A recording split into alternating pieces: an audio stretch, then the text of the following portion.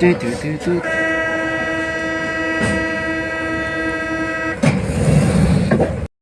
Salut à tous. Alors aujourd'hui, je ne suis pas à Paris, mais je suis en banlieue nord parisienne, à la station Fort d'Aubervilliers, et je vais faire une vidéo sur cette station. C'est parti.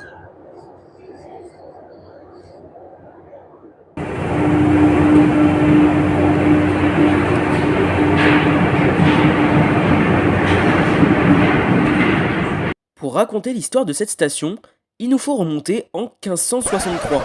Cette année-là, les Anglais sont chassés du Havre et on commence à réfléchir à une station à Aubervilliers. Bien évidemment, je rigole, en plus Aubervilliers n'existait même pas en 1563. En réalité, l'histoire commence en 1929, lorsque les premiers prolongements en banlieue sont proposés, et pour la ligne 7, la CMP prévoit à l'époque de prolonger la ligne au-delà de Porte de la Villette jusqu'au cimetière de la Villette, qui était situé juste à côté du fort d'Aubervilliers, et qui marquait à l'époque la limite entre la partie urbanisée et la race campagne, littéralement. Le but était donc de desservir la zone de la ville qui était déjà urbanisée à l'époque. Ce projet ne sera pas jugé comme prioritaire et sera tué dans l'œuf avec l'arrêt des prolongements sur le métro parisien dans les années 50. Cela dit, ce projet renaît assez rapidement. Durant les 30 Glorieuses, Aubervilliers va gagner 20 000 habitants et va gagner en superficie avec la construction de pas mal d'immeubles HLM. Une concertation pour prolonger la ligne 7 à Aubervilliers, dans un premier temps et à terme jusqu'à la Courneuve, se déroule entre 1972 et 1973. Une convention est signée en 1975, incluant donc ces prolongements. Le premier ira donc jusqu'au fort d'Aubervilliers et non jusqu'au cimetière de la Villette comme il était prévu dans les années 20. A noter que ces deux lieux sont assez rapprochés tout de même. Ce prolongement est de toute évidence jugé assez prioritaire pour que les travaux de ce prolongement commencent un an plus tard, en 1976. Le tunnel continue donc tout droit et passe en dessous de la N2 et de l'avenue Jean Jaurès. Une partie des travaux s'est d'ailleurs déroulée à ciel ouvert, comme le montrent ces photos, et ceux-ci touchent finalement à leur fin le 4 octobre 1979, après 3 ans de travaux. 2,3 km de prolongement et 2 nouvelles stations. C'est à son terminus, Fort d'Aubervilliers, auquel nous allons nous intéresser aujourd'hui. Même si le style de la station a aujourd'hui assez mal vieilli, elle n'a jamais subi de réelle rénovation. Seules les plaques ont été changées dans les années 90 pour les nouveaux modèles avec la police en minuscule. Les panneaux indicateurs des minutes RATP ont également été changés en mai 2025 avec les nouveaux Panam.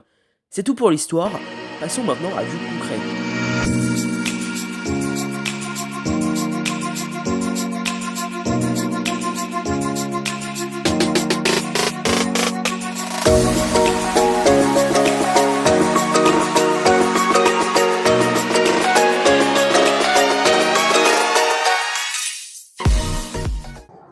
On va désormais décrire le style de cette station. Pour ce qui est des carreaux, au lieu du traditionnel carreau biseauté, des carreaux au format un peu plus réduit ont été choisis.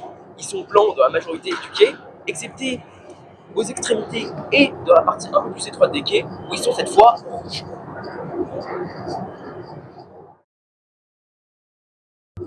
Les sièges sont au style Andromote, c'est à peu près normal pour une station de 79, mais contrairement à dans beaucoup de stations, les banquettes sur lesquelles elles reposent ont été conservées, alors que dans la majorité des stations, celles-ci ont été retirées dans les années 2010. Les bandeaux d'éclairage sont un peu particuliers, on dirait un mix entre ceux du style Mouton et ceux du style Andromote, mais bon. On peut d'ailleurs voir que ces équipements arborent la même couleur qui est prédominante, le rouge pour la banquette et une couleur entre le rouge et le orange pour les sièges.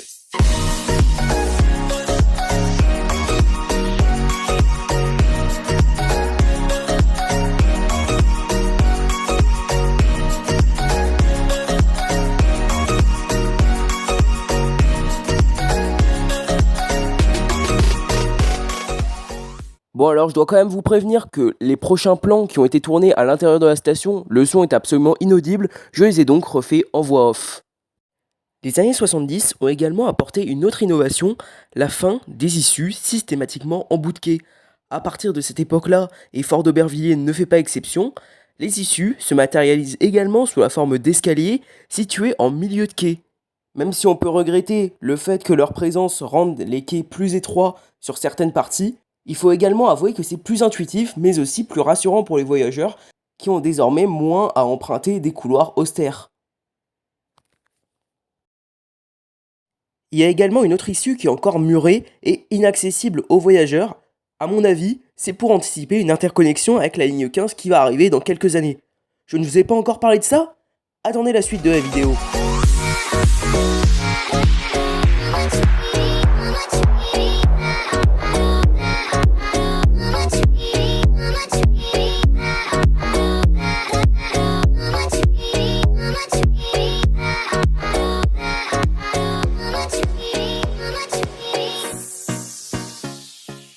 En bout de quai, il y a un petit espace. Alors là, je vais aller dans l'hypothèse, mais je pense que c'est les vestiges de l'ancienne salle de repos des conducteurs à l'époque où Fort d'Aubervilliers était encore terminus. Bien évidemment, ça reste que des suppositions, et de toute manière, elles n'ont pas servi bien longtemps. En effet, dès 1987, c'est-à-dire 8 ans plus tard, la ligne 7 a été prolongée jusqu'à La Courneuve 8 mai 1945. Pour finir, encore une spécificité propre à ce style, il y a une séparation entre les deux voies en métal. Elles ont été installées dans beaucoup de stations inaugurées à la même époque, et elles ont récemment fait leur retour dans certaines stations de la ligne 5 en 2025.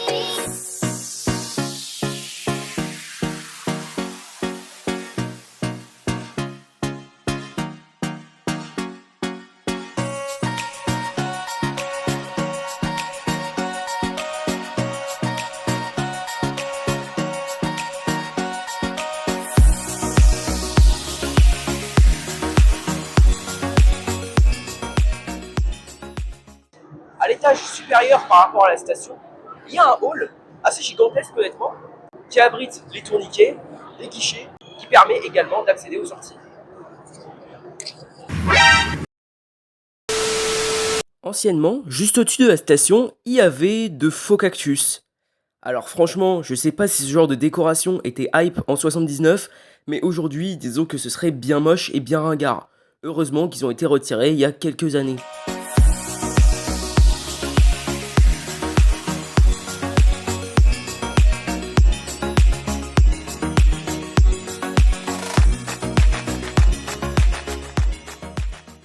Et justement, il est temps de les présenter ces sorties. La première se situe ici. Elle possédait auparavant une entrée assez étrange, mais a été comblée pour laisser place aux travaux de la ligne 15. La deuxième sortie se situe cette fois complètement sur l'avenue Jean Jaurès. Elle possède la particularité d'avoir un escalier pour l'entrée et la sortie et un escalator rien que pour la sortie. Elle permettait jadis d'accéder à la gare routière et elle permet désormais d'accéder à la nouvelle piscine récemment inaugurée. Vous pouvez dire qu'il n'y a rien de suspect. Et voici, dans 2 des 3 sorties présentes à la station de Fort d'Aubervilliers, on peut voir que le D apostrophe est non visible. Alors que cette sortie là-bas, on peut le voir. Et cette troisième sortie est directement à Cité des Courtières, avec une autre entrée ici qui mène à un passage souterrain et qui a été inauguré en même temps que la station. Alors en réalité, c'est pas un passage souterrain, c'est encore un autre accès vers le métro, mais cette fois sans escalier et plus étroit. Alors très honnêtement, ça m'étonnerait que ce soit pour l'accessibilité, parce qu'en 79, c'était pas la première priorité de la RATP, donc je sais pas pourquoi ça a été mis. Anciennement, il y en avait 3, mais l'une d'elles a été comblée à cause du chantier de la ligne 15. C'est ce dont je vous parlais dans la séquence précédente. Et la dernière sortie se situe ici, à l'entrée de la rue Daniel Casanova, et elle est accompagnée également d'une autre entrée bien plus étroite et bien plus longue.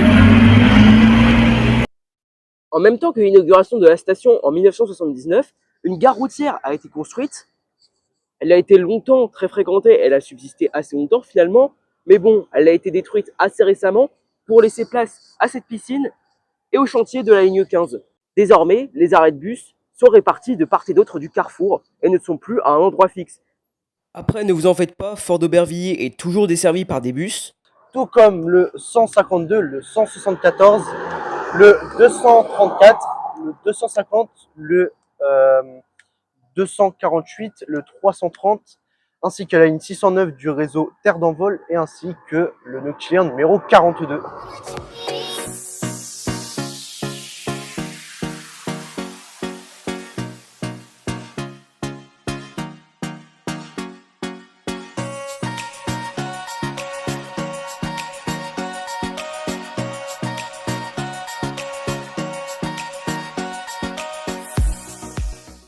Il est temps maintenant de vous raconter l'histoire du lieu notable aux alentours qui donne son nom à la station, le fort d'Aubervilliers. Il a été construit en 1843, à peu près en même temps que l'enceinte de Thiers, lorsque l'État voulait mieux fortifier Paris. On est au 19e siècle, à l'époque on n'est pas en temps de paix et Paris peut se faire attaquer à tout moment. Ce fort sera un point stratégique pendant les deux guerres mondiales, à commencer par la Première Guerre mondiale, époque durant laquelle l'armée française a choisi ce fort pour y installer des ateliers de fabrication d'obus toxiques, même si malheureusement ce fort sera touché le 1er avril 1918 lors d'un raid effectué par des avions allemands. Ensuite, pendant la Seconde Guerre mondiale, lorsque l'armée allemande entre à Aubervilliers le 13 juin 1940, il s'installe au fort d'Aubervilliers et bien évidemment, il faudra attendre que Paris soit libéré en août 1944 pour que la France récupère cette énorme infrastructure. Ensuite, ce fort sera encore utilisé par l'armée durant 30 années supplémentaires jusqu'à ce que finalement, en 1973, l'armée abandonne les lieux. Après ça, le fort passera aux mains de l'État. Il accueillera différents festivals ou expositions, mais aujourd'hui, le fort semble plus vraiment utilisé. Un petit peu plus loin, il est possible de se reconnecter avec la nature, avec ces magnifiques jardins ouvriers. Vas-y.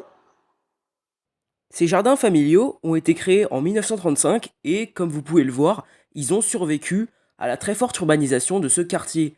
Mais actuellement, ils sont menacés par un autre projet de grande ampleur, le chantier de la ligne 15. Et ce chantier a déjà transformé beaucoup de choses dans le quartier. Il a fallu démolir l'ancienne gare routière, démolir le parking et également amputer une partie de ces fameux jardins familiaux, ce qui a d'ailleurs provoqué la grogne des actuels occupants. D'un autre côté, on peut un peu les comprendre.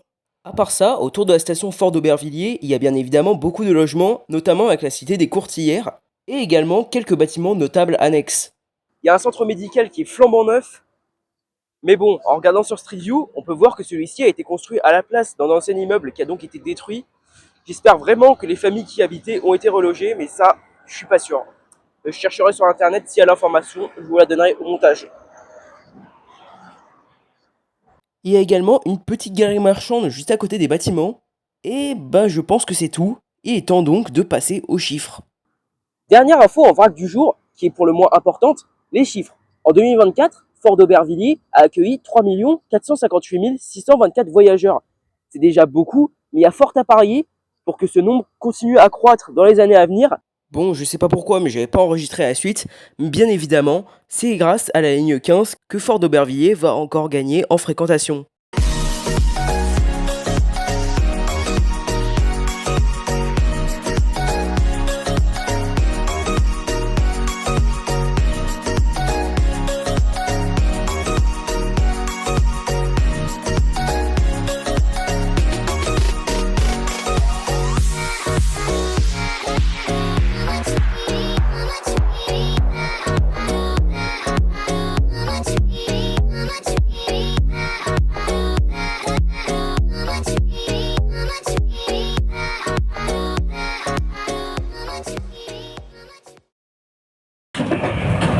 Voilà, c'est la fin de cette vidéo.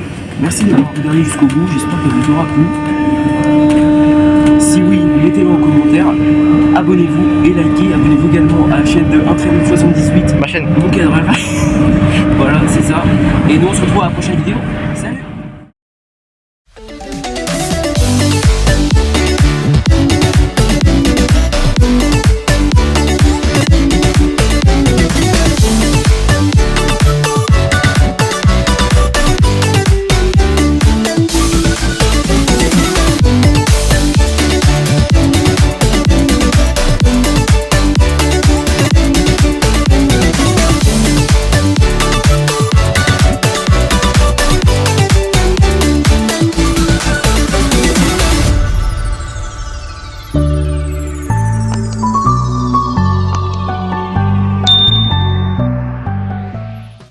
Alors, si on atteint les 1000 abonnés d'ici à juin, je paye un emplacement de publicitaire ici.